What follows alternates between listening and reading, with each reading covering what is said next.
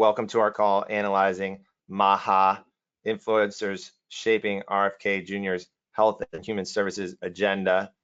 I'm Teddy Downey, executive editor here at the Capital Forum, and today's guests are Jeremy Furchtgott. How do I should know this. How do I pronounce your last name? I butchered it.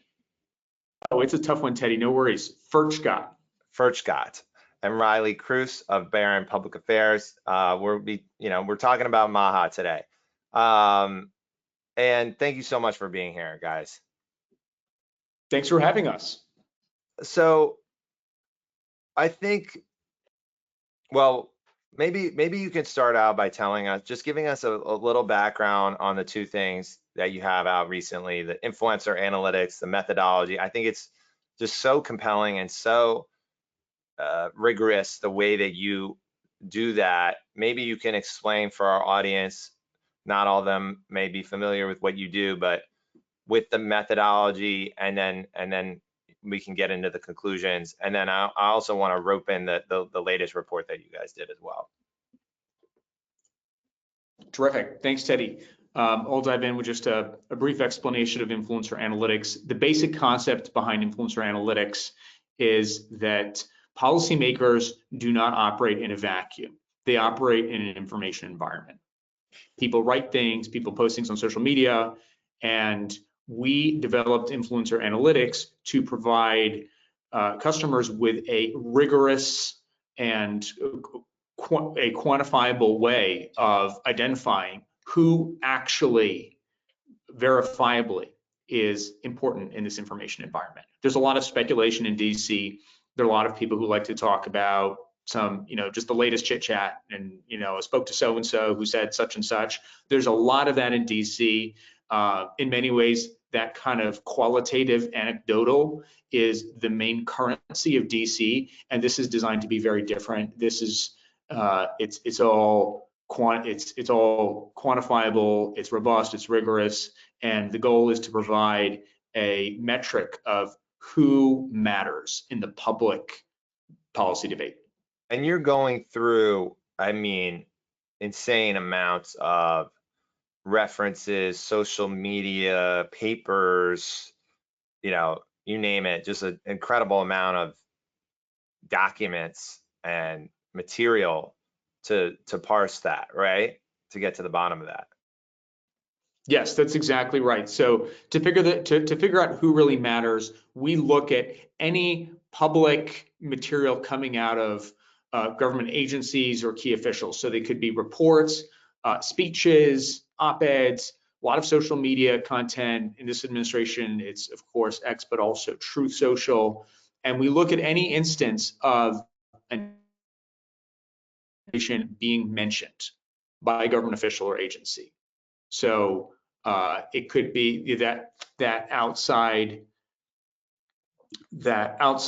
person could be a journalist, they could be a social media influencer, they could be an academic, they could be someone from industry. There are all kinds of possibilities, and we collect thousands and thousands of these instances of people being mentioned, and we start to see patterns in who is being mentioned most often. And we have an algorithm that looks at different forms of distribution across different government officials, across time, smooth it out, and we look at who is getting mentioned the most. And for us, that is a rigorous way of determining who is affecting the public policy debate. And maybe the best way to talk about this is what did you find, and how was that different, in terms of who the influencers are, and how was that different from the Biden administration and the last Trump administration, or maybe even just the last Trump administration? It's a great question, Teddy. We've done similar types of healthcare influencer analytics studies actually several times over the past roughly 5-6 years now.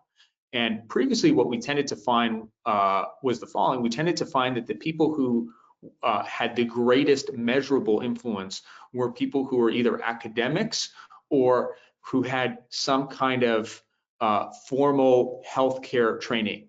They were an MD, in certain cases they were a nurse, And so pretty much everybody came out of the academic or really had some kind of academic training. And this time is completely different. And I'll turn it over to my colleague, Riley Kruse, to explain the contrast. Yeah, so in this last, I think it was 2022 healthcare super influencers, which is somewhat similar data set, a little different, and it was, of course, the Biden administration. 17 of the 20 of these influencers were academics, and of those 17, 7 were just academics at Harvard University.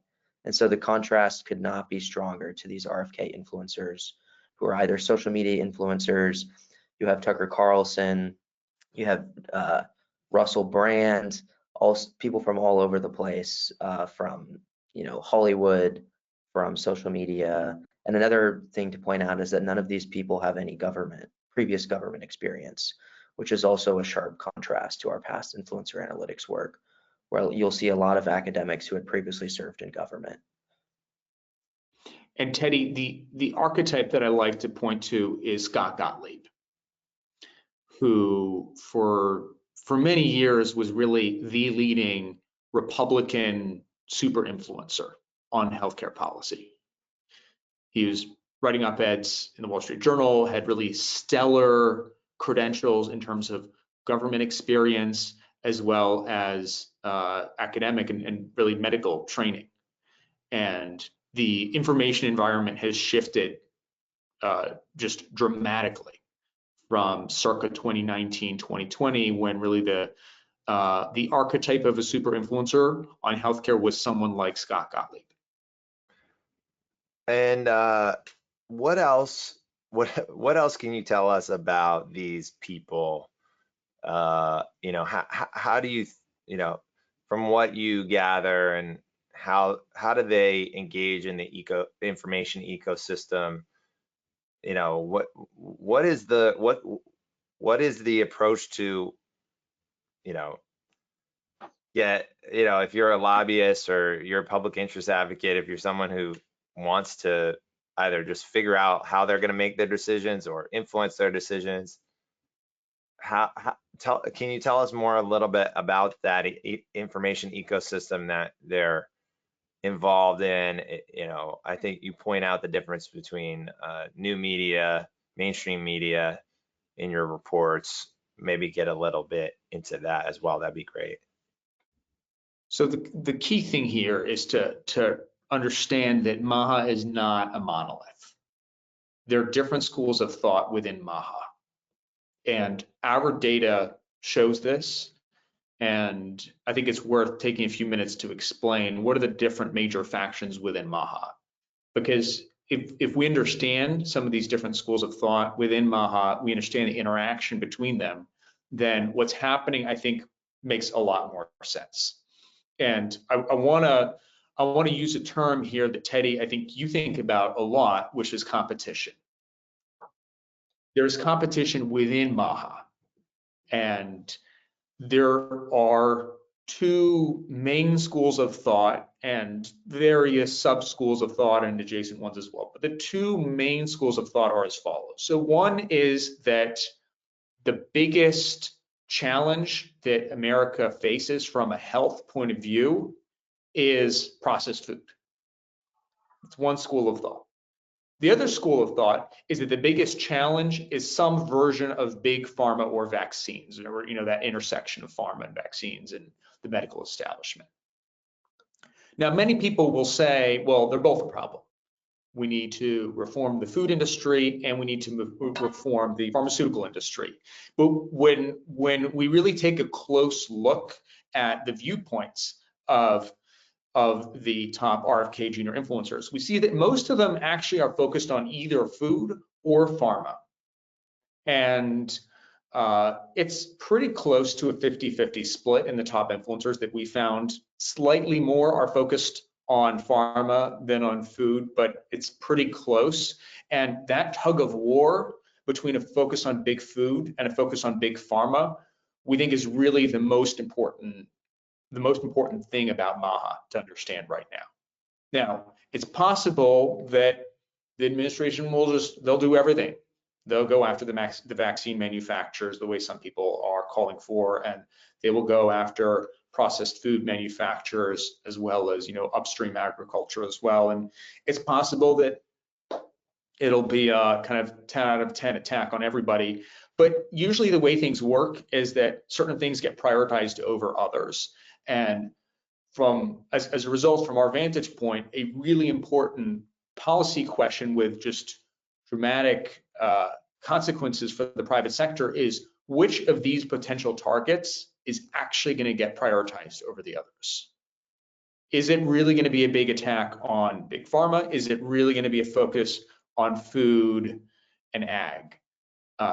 And we can walk through examples of certain influencers who are very clearly focused on one or not the other. Yeah, that would be great. I mean, and you have obviously you have this other report, Maha at a Crossroads, which I found super fascinating as well. Before we get into that, if you have questions, you can put them in the control panel questions pane, or you can email us at editorial@thecapitalforum.com. We'll get to them in a bit. You've got this Maha at a Crossroads report. If you could, you go through, you link up specific people, and how their views align with some of the initiatives and some of the broad policy goals that we've seen so far coming out of the administration. If you wouldn't mind, doing that for our readers, kind of, and there are even more, I think there are even more of these tension. It's not even just tensions within Maha that you get into. You get tensions within the Republican Party, right? Overall, which creates an even more complex picture of how things can play out. To me, the most interesting being the difference, you've already touched on this, the difference between the people who are really super focused on Maha and either food or pharma, but then you've got these sort of new right JD Vance types who want to do something a little bit more holistic. They sort of view the problem as sort of a community crisis or a connections crisis or a loneliness epidemic of sorts, and they want a broader approach where you're relying less on medicine, you're sort of allowing people to be more spiritual, tapped into community. Anyway, fascinating stuff. Obviously encourage everyone to read Maha at a Crossroads, but maybe that's a good transition to get into not just the Maha internal fight, but this broader fight, and then how these Maha principles are lining up. The broader fight can be encapsulated in just the following split. Within Maha, there's actually continuity between those who are focused on pharma and those who are focused on food. The continuity is they both focus on what people are ingesting. There's a very tangible or physical aspect to how they think about problems with health. Some of them say, well, people are eating unhealthy food. Other people say, well, people are basically consuming unhealthy or unnecessary medications. But the common thread is that it's about the physical world, it's about consumption. And if you abstract it out a little bit, it's really about the environment around us, the physical things around us. And that contrasts with a view that was more prominent in conservative movement towards the end of the first Trump term. And you saw this in J.D. Vance's book, Hillbilly Elegy. You also saw this in some of the things that Tucker Carlson was talking about around 4 or 5 years ago or so, which was an emphasis on the relationship between family structure, community, employment, especially manufacturing jobs, and then health. And the connection point between family, community, jobs, and health is loneliness and mental health and addiction. And so you had people like Dr. Carlson talking about the lack of manufacturing jobs leading to problems in family structure, men not having the types of meaningful employment that, in his view, men need, and as a result, kind of collapse both at the family and community level, but also at the individual level, and the opioid crisis. So it seems like beneath the surface in the conservative movement, there is an implicit debate over what really is the nation's greatest public health challenge. Is it loneliness, family breakdown, and addiction? Or is it this more tangible, physical, environmentally connected question of the foods that we consume and the medications that we take? And of course, many people will say, well, it's all of the above. Why does it have to be one or the other? And it could be all of the above, but these are very different viewpoints whose logical conclusions are very different. If you think that the problem is what people consume, then your solution is going to be, well, people need to consume healthier food and different types of medications. Healthier food in terms of organic, for example, there's a very strong pro-organic movement within Maha. And then on the medication side, different forms of medication. If you abstract out a little bit, there's a lot of people in the conservative movement who are very interested in supplements, who take supplements. That wasn't the case 10 or 15 years ago in the Republican Party.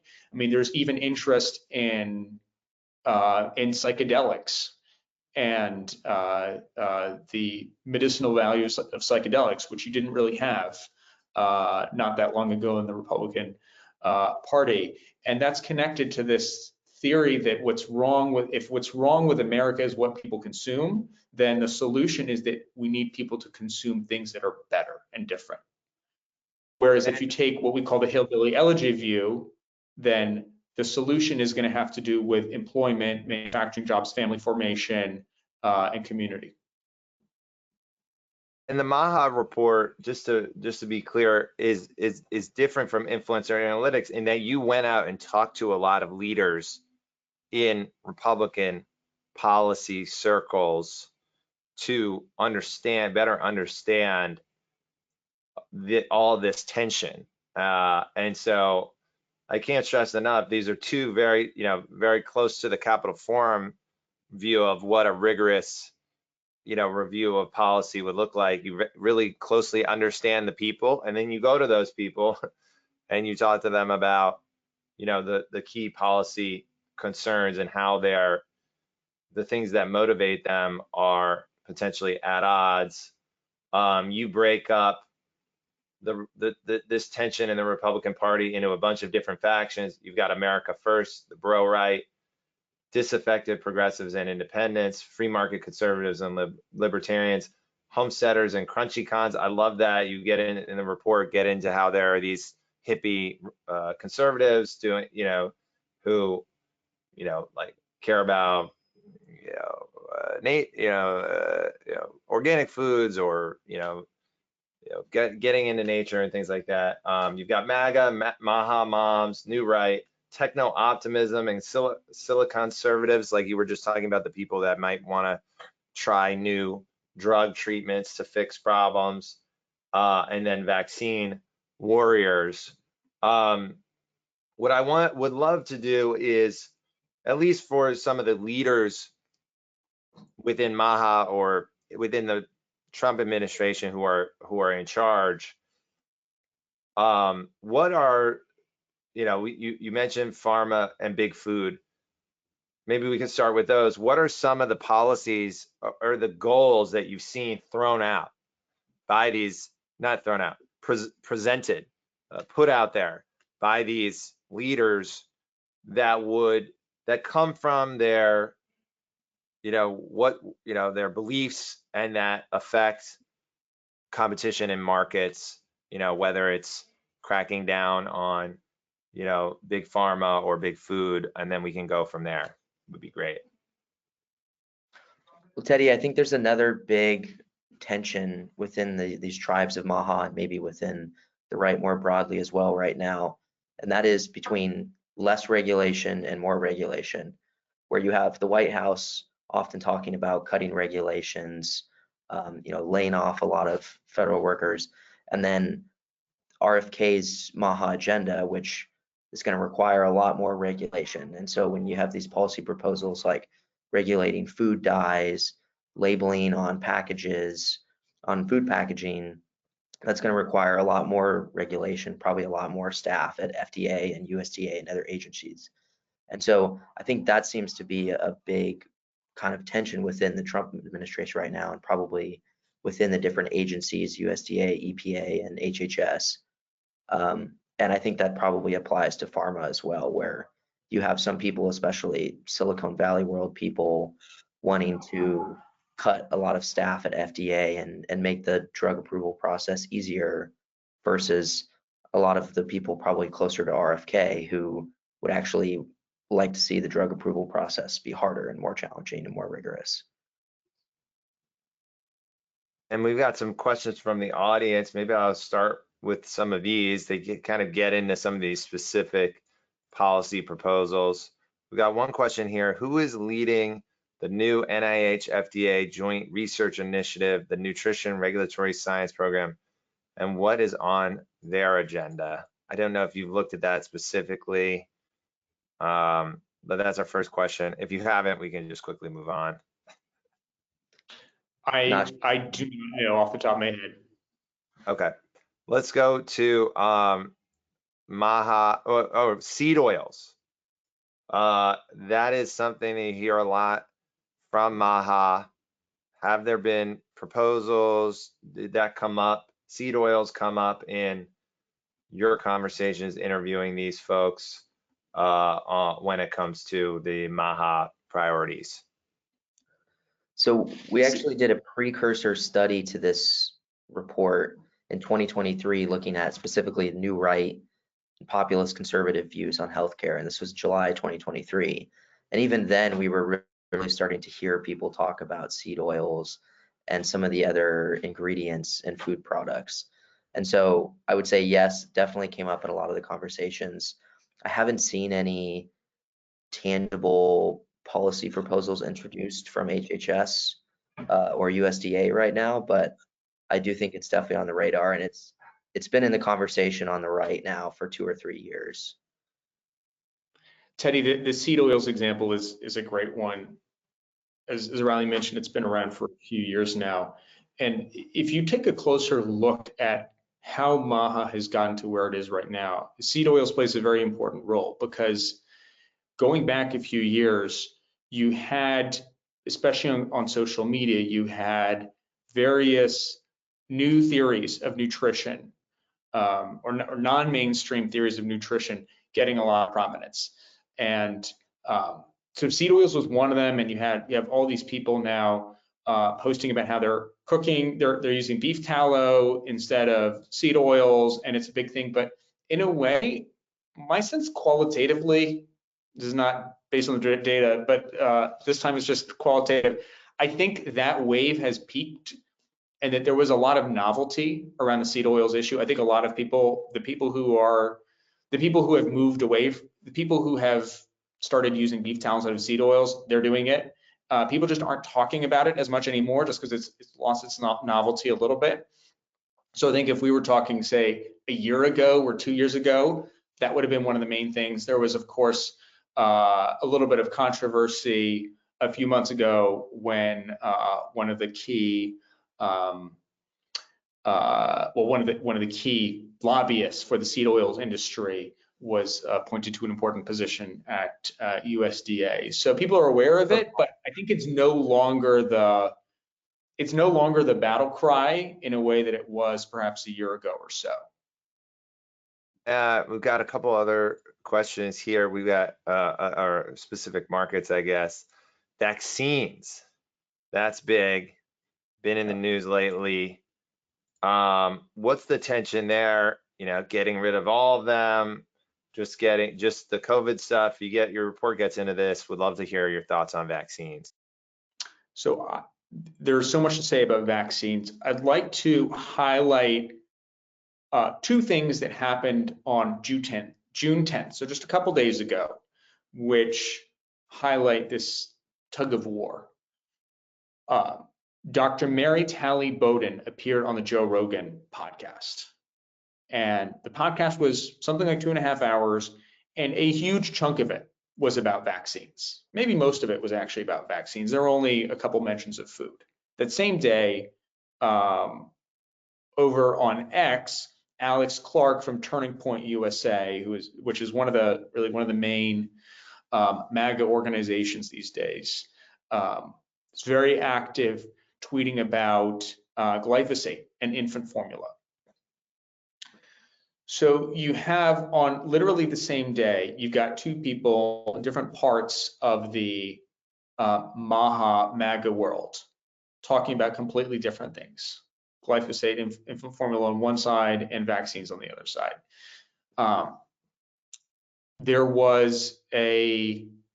So everything is kind of in the balance right now. It's not clear what the administration is actually going to do on June 2nd or something like June 2nd, when I guess shortly after the Maha Commission report was released by the White House. The same person who was on the Joe Rogan podcast a couple days ago, Dr. Mary Talley Bowden, one of the main Maha influencers, posted on X. She wrote, "Maha report didn't utter a peep about mRNA. Why is that?" So there are these increasingly vocal calls from part of the Maha world. People are concerned that the administration is just not, they're not living up to their promises to go after vaccine manufacturers. Riley, I'll turn it over to you to add to this. Yeah, we also, in the RFK Jr.'s analysis, we explored the range of views on vaccines. There's definitely not, not all the influencers have the same view. And I think across Maha, there's really a spectrum from COVID vaccine, maybe we don't want mandates, or we didn't want mandates during the pandemic, and now maybe we don't want mandates on kids and pregnant women too. All vaccines, investigating all mRNA technology. And so I think there's a wide range. I think in the MAGA world, and for a lot of conservatives, not necessarily tried and true Maha people, I think the focus is more on just the COVID vaccines. But I do think a lot of these people in Maha, a lot of the influencers, certainly some people still around RFK, are taking a much wider approach to vaccines. And you can see it in the people that he just named to the immunization committee yesterday, I think, for the CDC. I think one thing to sort of drill down on here when it comes to vaccines or any of these other sort of, I would say, not necessarily, radical, but sort of significant policy proposals. It takes some kind of, historically, if you want to actually get change in Washington, you sort of have to have some expertise to get some policy expertise, some strategic ability to get your goal policy across the goal line. Something that jumps out to me in your report, that none of these people has any real experience in the government. They're sort of very good at social media, perhaps, but I think it's an open question of whether or not they can achieve their goals. What do you say to that lack of expertise, lack of government experience? Obviously, you could say, hey, this is a great thing that there's no revolving door here, but there's also no, experience at all, in some respects. So how are they, if you're a company, can you just wait them out? You hope they go away in 2 or 4 years. What gives you some confidence that they can actually sort of push ahead with some of these more aggressive, ideas? First of all, Teddy, I want to say that although the external influencers, those outside of government, do not have the academic or healthcare practitioner or government experiences that we would expect.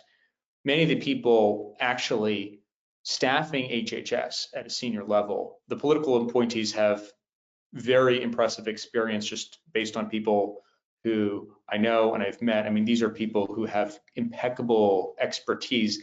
I think that the complicated dynamic is that you have people in the agencies, in many cases, with a lot of expertise, but they need to be aware of and responsive to the surrounding political information environment that is not driven by expertise. And this is really one of the most important shifts, where it used to be the case that opinions were set based, or the consensus was set based on expertise in some way. So if you look at, for example, if you look at the tobacco wars, if you go back to the 1990s and the Master Settlement Agreement, that was driven, yes, maybe there was a cultural aspect of it, but it was just driven by a lot of research showing the effects of smoking. And so there was an expertise driven change. And here, the main lever of change from a political point of view is not expertise, it's cultural tribal affiliation. And this is, I think, a great challenge for companies, because companies have expertise. Companies can legitimately and in a very important way participate in the public policy debate by offering their expertise. Companies have experience, they've got data, they've got experts, they can participate in a public policy discussion where expertise is valued. But when what's really valued is questions of cultural affiliation, and I use the word tribes deliberately, where there's an aspect of loyalty and kind of mutual affiliation and mutual, frankly, protection. It's really hard for companies to engage because they're not part of these tribes generally. They are not, by design, they're not involved in the culture wars. And so at best, they can be a neutral party, but it's become much more difficult for companies to engage. And what we have seen to be most effective is companies that are able to somehow show that their products or their business model or their their sector, somehow linking it to the major cultural issues, it's uncomfortable for many companies. It's just a completely different approach to interacting with Washington. And you actually have an example in the report of a company or a PR firm trying to buy off influencers. Can you tell that quickly, just as a crash and burn story? That was pretty good. Yes, this was a controversy, I think a couple months ago now, and especially in the MAGA world, where you have a couple top MAGA influencers who essentially exposed a handful of other MAGA influencers who were posting tweets that eventually people found out were paid for by some part of the beverage soda industry through a PR firm. And so I think it shows also the risks of what Jeremy is saying, that of engaging in Maha and MAGA in certain ways. And Teddy, for the record, we always recommend that our clients not do exactly what Riley just, we do not recommend buying off social media influencers, because our view is that, first of all, it doesn't work, it's very superficial, and second, it's just going to blow up at some point. So it's just also it's illegal, bad isn't it? I mean, isn't that a FTC? Don't they have rules on that? I don't know. If you don't disclose it, I don't know. Maybe not. Maybe we'll see. Teddy, you guys got some FTC. You got some FTC listeners on here, probably. They probably know. Maybe they'll ask. Look, the disclosure standards just in practice are incredibly low. But also, I think it's usually not effective, because if it's artificial, then it's going to smell artificial, and we always discourage our clients from doing it.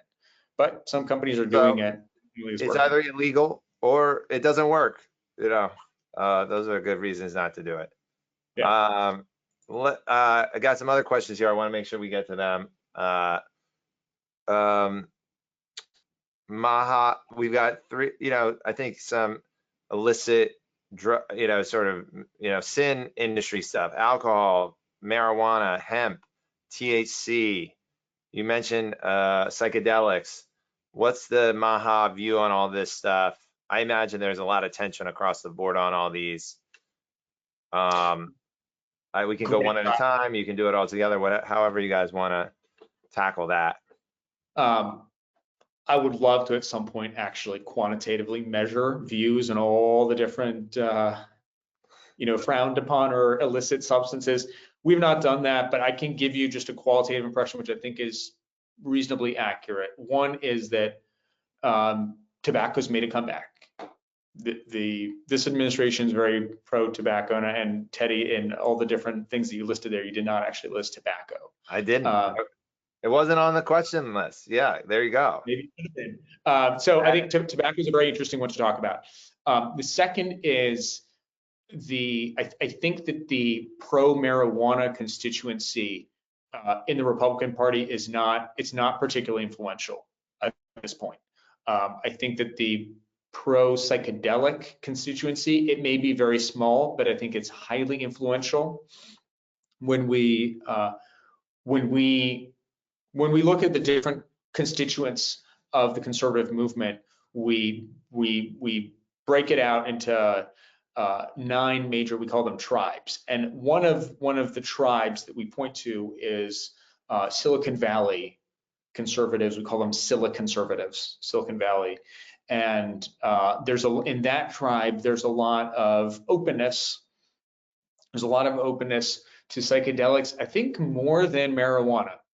And I think on the right, marijuana may have had its peak, I don't know, maybe sometime early in the first Trump term or late Obama years. And I think politically where we are right now with psychedelics is similar to where we were with marijuana roughly 10 to 15 years ago, which is a lot of interest in therapeutic benefits and kind of elite-driven, some elite-driven acceptance. Alcohol is an interesting one. Yeah, alcohol is a very interesting one. I haven't really seen a lot of people making strong pro-alcohol arguments out there. Riley, I don't know if you've seen much. I was just going to go back to these 2 schools of thought between the kind of new right hillbilly elegy worldview and the more Maha consumption-oriented worldview. And looking at our report on the new right healthcare views a couple years ago, you would have thought that conversations around the opioid epidemic, fentanyl coming from Mexico or China would have been a bigger part of the Maha agenda and a second Trump administration's HHS agenda. But it's also been surprising to me that there's been a lot less focus on the opioid epidemic and opioids in general, prescription or illicit, from RFK and from HHS currently. And I think that that's probably a tension as well between these 2 camps, between the kind of pro-industrialism, pro-work, pro-labor parts of the Republican Party and the Maha around RFK. Yeah, alcohol is pretty surprising. I wonder if it, just because you would think the new right would have a similar issue with that. If they're worried about loneliness. I mean, I guess going into a bar is kind of. Teddy, I don't know. It's hard to see how it fits as a good thing. I would imagine, but. Well, Teddy, one way to make sense of what's going on is you have to keep in mind that you can organize both the conservative movement as well as Maha on a elite to populist spectrum. And the different types of healthcare challenges that people are focused on reflect where they are on this elite to populist spectrum. One of the reasons why I think the late first Trump term was much more focused on opioids and just addiction in general, was that those are issues that affect the voting base and really a large swath of the non-elite parts of the country. And the administration was very focused on that audience, whereas Maha is a much more elite-driven movement. And so I think that's why Maha will speak about issues like, the nutritional value of breakfast cereals, for example, or vaccine requirements at schools. These are issues that, frankly, upper middle class or wealthier parents care about and they're very attuned to, whereas these parents might not have someone in their family who's suffering from addiction. So, and addiction, whether that's opioids or alcohol or gambling, perhaps, or anything else. So I think the shift from an addiction framework to this nutritional health framework, I think it maps onto a populist elite split within the movement. Well, maybe we could focus on some of this elite policy ideas. One that you bring up is SNAP spending on junk food. On the one hand, that seems like, I mean, it's kind of hard to imagine how it got in there in the first place, to be honest, but it's in there, but it also kind of, I've seen tons of Republican focused ads over the years that are like, this is nanny state liberalism type stuff, sugar tax, telling people what they can eat,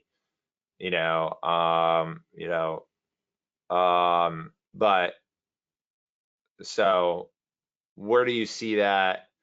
Is there a lot of tension there, or is there more like, what, they're just going to get rid of that? And then, like, how do you even define junk food? And you also mentioned letting people spend their healthcare money in the report on like healthy foods or maybe gym memberships or something like that. I see all this kind of tied together where it's like kind of behavioral, kind of taking the money that's out there and using it for Maha goals. Are those possible non-starters? How do you think of that, in terms of the support and the tension within the party, within the Republican Party? I think there's a big elite populist split here, because the more elite parts of the movement are going to be happy to see SNAP cut, and they will very rightly point to just the nutritional value of different types of foods, and they'll say, well, really, SNAP is supposed to be about supplemental nutrition, it's supposed to be nutrition. But other parts of the Republican Party who are maybe more focused on the average voter, they're going to look at, well, what are the kinds of foods that the average voter likes to consume, and they're going to look at who is the typical Trump rally attendee, for example. And they might even look at the personal food preferences of President Trump, who I think is known to appreciate fast food, for example. And they'll look at that part of the conservative movement and they'll say, look, our voters like these foods. Politically, do we really want to be the ones to restrict access to these kinds of foods? So it's a very real tug of war. I think right now, if you look at the SNAP battles at the state level, definitely seems like the restrictions on SNAP usage have the upper hand. It seems like the momentum is going in that direction. But I think the challenge that that part of Maha is going to face is, at the end of the day, are they really aligned with the GOP voter? And I think it's unclear. I think one can make a strong argument that the GOP voter, who frankly frequently might be using SNAP, wants to be able to go to the grocery store and spend SNAP on whatever they want. Yeah, and also gets into a little bit of like, how do you think about fixing this problem? Because ostensibly you could go and you could take out subsidies for corn syrup, or you could do a more sophisticated play through the food system, food subsidies, but that then gets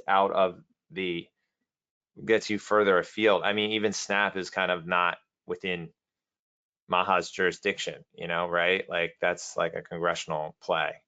Yeah.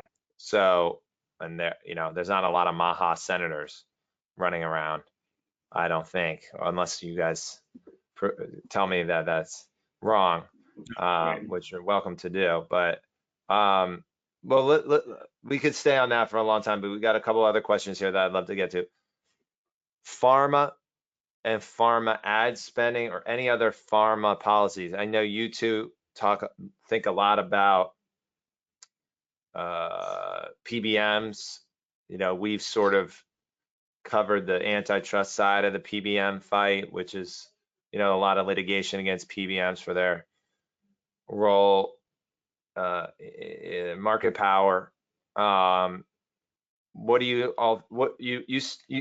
mentioned pharma ad spending, which I thought was really interesting, all the different views on pharma ad spending, and how that became an issue. Maybe you could talk a little bit about that, and then maybe broader pharma policy, where that sits in this relationship ecosystem.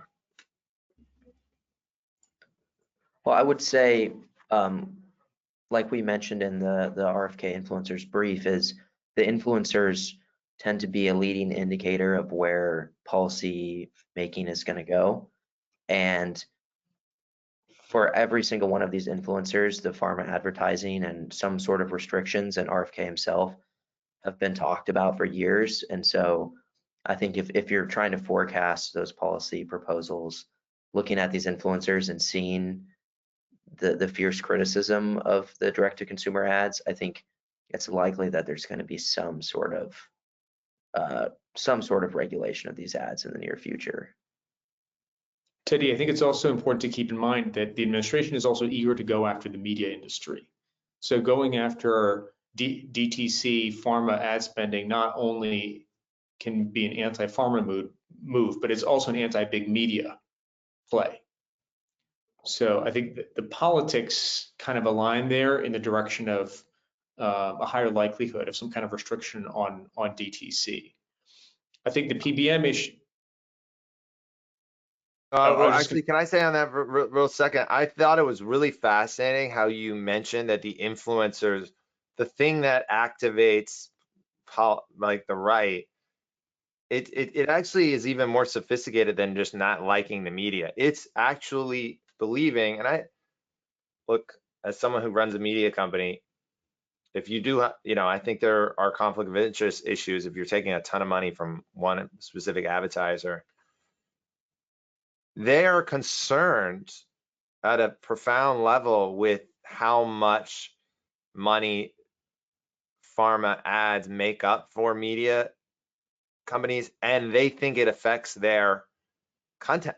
He thinks it affects their editorial decisions, which I think is actually, I think it's a fair criticism. I'm like, I'm in a very limited minority thinking that media companies are not above conflict of interest concerns, but talk a little bit about that. I thought that was a fascinating part of the report. This is absolutely a mainstream view in these circles, which is that pharmaceutical manufacturers spend so much money on advertising, they just kind of, they utterly dominate ad spending relative to other healthcare companies. And as a result, they distort editorial decisions. And we've heard anecdotally many people who are very concerned about this and have stories that they point to. I think one of the deeper reasons for this is that if you look at the healthcare industry, relatively few types of healthcare companies are really selling a product to a consumer. PBMs, for example, are not. They're a B2B company. Insurers usually are not, because usually what they're doing is they're chasing either a Medicaid contract or an employer-sponsored insurance contract with a major employer, or in certain cases, yes, they're on the individual market. But for the most part, the insurance industry is not really a D2C. They're not doing D2C advertising that much. And then hospital industry similarly, with the exception of maybe maternity a little bit. But so as a result, in the healthcare industry, the only companies who are really behaving in this way, where they think of the average American as they would say a patient, really a consumer, it's really pharma. I mean, wholesalers aren't operating that way, of course. It's B2B, and so not only is pharma spending a lot more on advertising than anyone else, but our view is actually pharma companies have developed deeply ingrained strategies and behaviors that are different from other healthcare companies. If you look at their government affairs strategies, pharma companies are used to thinking about the kind of average voter because there is this consumer-facing aspect to pharmaceutical manufacturers that you don't see in other parts of the healthcare industry. So they have, I think that is really the biggest tailwind that pharma manufacturers have, aside from their heft. It's their kind of their orientation towards the average voter, which other healthcare companies really struggle with. I also don't think it's a coincidence that Tucker Carlson is the top RFK influencer, as being the only one who has this kind of media experience and has been a very outspoken critic of pharma ads and has talked about his time at Fox News and how he felt it influenced the advertising, or sorry, the news reporting. I've got one last question here. I think it's an interesting question here. So RFK, former heroin addict, and I'm not a huge expert, but I think I've seen him talk about mental health. What do you think about his views and Maha's views on behavioral health organizations, or mental health therapy, that type of stuff? It kind of is like you could see a world where that you can squint and maybe see some alignment with the populist new right? If they think you got a lot of mental health problems, maybe you should get some mental health help. Obviously, it's not like just, probably they wouldn't want it to be just limited to paying some psychiatrists or anything like that, but you could see a world where there's more, kind of some broad interest in taking mental health seriously from a from therapy standpoint. I don't know. That's an interesting question. Wanted to bring it to you guys to see if that came up at all when you were doing your analysis. So we really don't see that much of it in the information environment around Secretary Kennedy. And there is, I mean, if you look even more closely, you'll actually see a certain knee-jerk negative reaction to anything that uses the term mental health, because it has, in certain parts of the MAGA world, has become associated with the left. Where I do think you would find greater connectivity in the administration on this is perhaps with the vice president, and this is the hillbilly elegy worldview, where you have broken families, broken communities, lack of employment opportunities, leading to addiction, depression and addiction.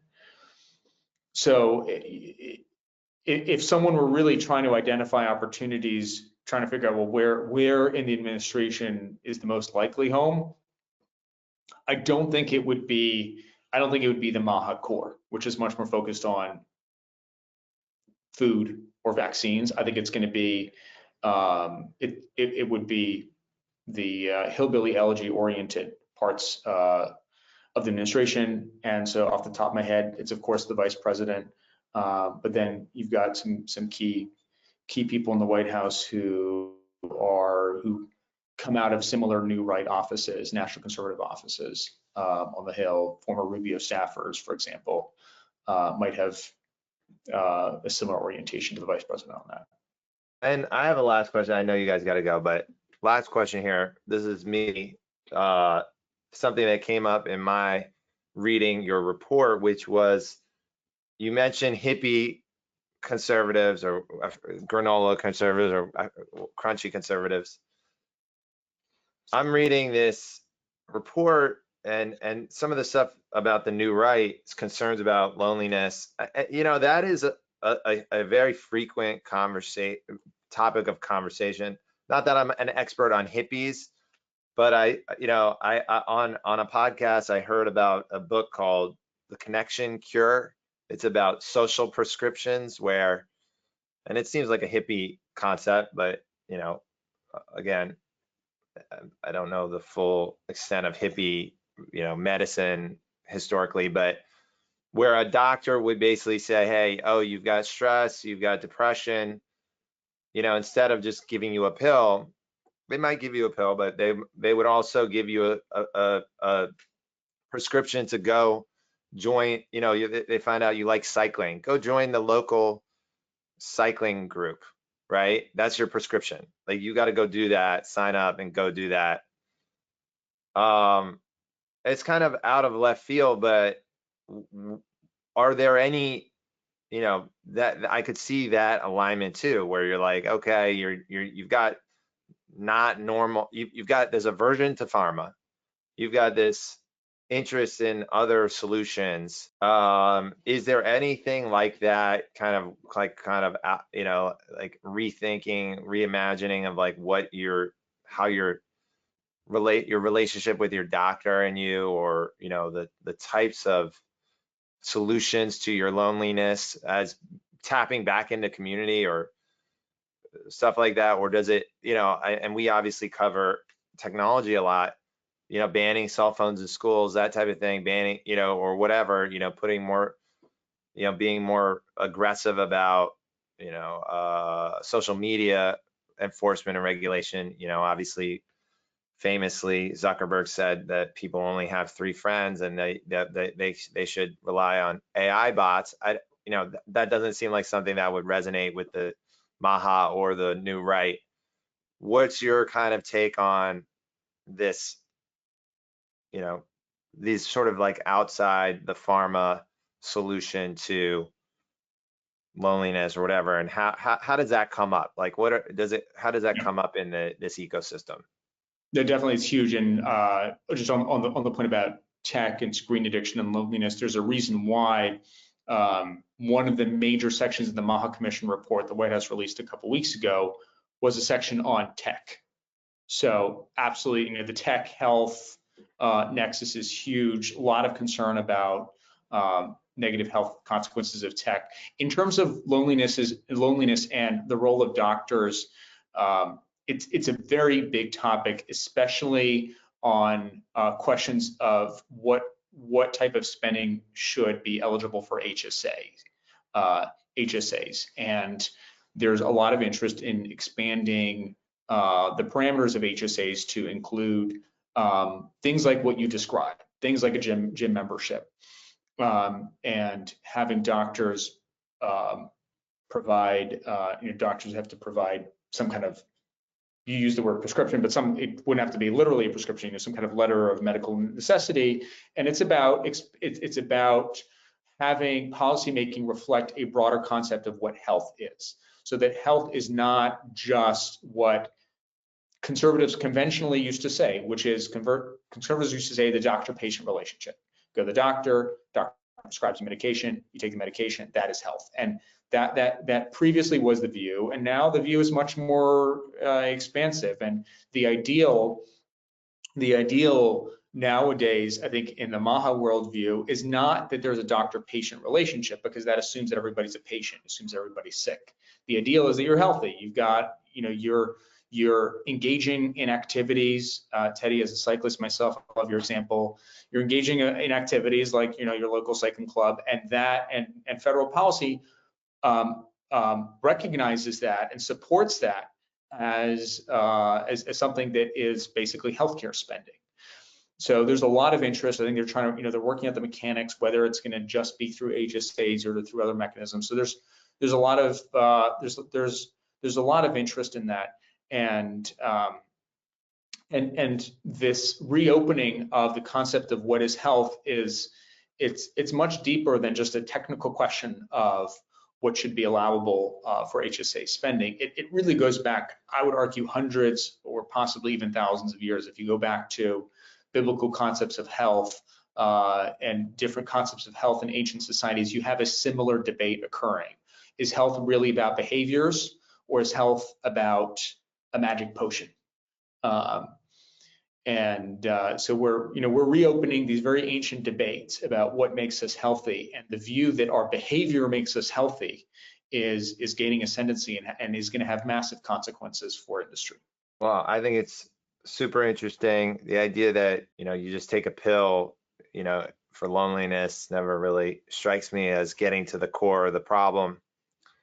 You too, and Baron, just do incredibly rigorous work. I think we saw that from these papers, from this conversation today. Can't recommend Baron Public Affairs enough for that rigor, for strategically, I've gone to a lot of your conferences. I think your clients are the most sophisticated, the most savvy when it comes to strategically thinking about Washington. And so impressed by the work that you do. And thank you so much for doing this. This was a real pleasure. Well, thank you so much, Teddy. We are big fans, and we really appreciate you having us on. All right. Well, thanks again.